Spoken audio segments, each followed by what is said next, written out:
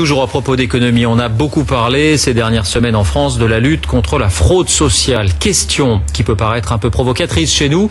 Faut-il avoir recours aux détecteurs de mensonges? Eh bien, en Grande-Bretagne, le gouvernement est en train de les généraliser. James Bond au pays de la Sécu. Est-ce efficace? On retrouvera Jacques Cardoz dans un instant. D'abord, votre reportage, Jacques, avec Stéphane Guillemot. Il a été interpellé comme s'il s'agissait d'un dangereux terroriste. L'homme que l'UK Border Agency, l'équivalent des douanes, va interpeller, est en fait un fraudeur aux allocations. En une décennie, il aura touché indûment 400 000 €. Et à ce titre, il est traité comme s'il menaçait la sécurité du pays. Pendant des mois, les agents des services sociaux l'ont traqué, filmé chez lui ou encore durant cette fête de mariage, afin de prouver qu'il n'est ni handicapé, ni réfugié politique, comme il le prétendait. C'est un menteur. Il a menti depuis le jour où il est arrivé en Angleterre et il continue de mentir. Ça fait maintenant 10 ans.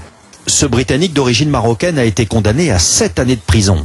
Le mensonge en Grande-Bretagne peut donc coûter cher. Voilà pourquoi les services sociaux ont recours à des détecteurs de mensonges.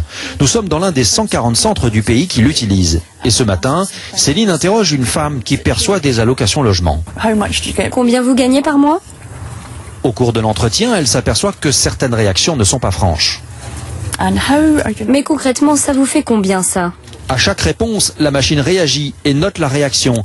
High risk pour haut risque, low risk pour risque bas et SNS lorsqu'elle ne sait pas. Et ce n'est pas tout. Sur le côté, un capteur d'émotion perçoit ceux qui en font trop, ceux qui hésitent, ceux qui répètent la question et ceux qui donnent trop de détails. J'ai l'impression qu'elle minimise certaines choses, qu'elle ne donne pas trop de détails. Et il y a beaucoup de choses vagues dans les informations qu'elle donne.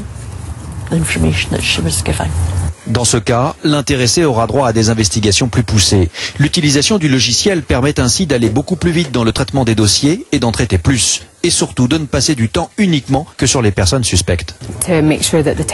Pour être sûr que la technologie est efficace, nous complétons notre travail avec des investigations et nous demandons des preuves, des documents comme des relevés bancaires ou des quittances de loyer. Ensuite, on compare à ce que l'on a recueilli par téléphone. En Grande-Bretagne, la chasse à la fraude a été déclarée grande cause nationale. Cette femme se disait en incapacité de travail, mais pas en incapacité de passer ses vacances. C'est son mari qui l'a dénoncée. Elle a été condamnée à 10 semaines de prison. Bonsoir Jacques Cardoz, on vous retrouve donc en direct. Quel premier bilan peut-on tirer de ce dispositif? Bonsoir David. Eh bien écoutez, les services sociaux britanniques estiment qu'environ 10% des personnes qui passent au détecteur de mensonges au final ne toucheront pas leurs allocations. Donc sur 100 personnes qui ont été interrogées, eh bien 10 échouent. Attention, ça ne veut pas dire qu'il y a 10% de tricheurs parmi les allocataires.